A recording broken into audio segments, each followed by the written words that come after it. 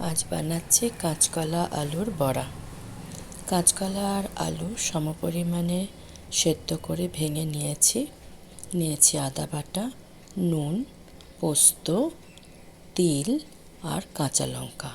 এরপরে সব কিছু একসঙ্গে মেখে একটা মণ্ড করে নিয়েছি। তারপরে তার থেকে গোল গোল করে কেটে কেটে কয়েকটা বল বানিয়ে রেখেছি। এবার সেগুলোকে নেচির আকারে করে রাখলাম। প্রায় রেডি হয়ে গেছে। এবার কড়াইয়ে তেল গরম করে তাতে বড়াগুলোকে দিয়ে ছাঁকা তেলে ভাজতে হবে। উল্টে উল্টে দেখে নিতে হবে ঠিকমতো ভাজা হলো কি না।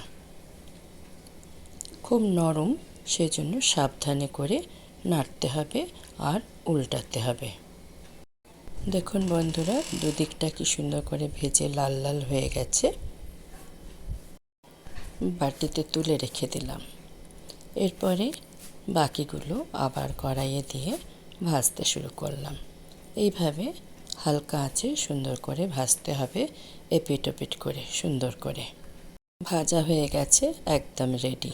সুন্দর করে সাজিয়ে দিয়েছি। এটা দিয়ে তরকারি করেও খাওয়া যায়।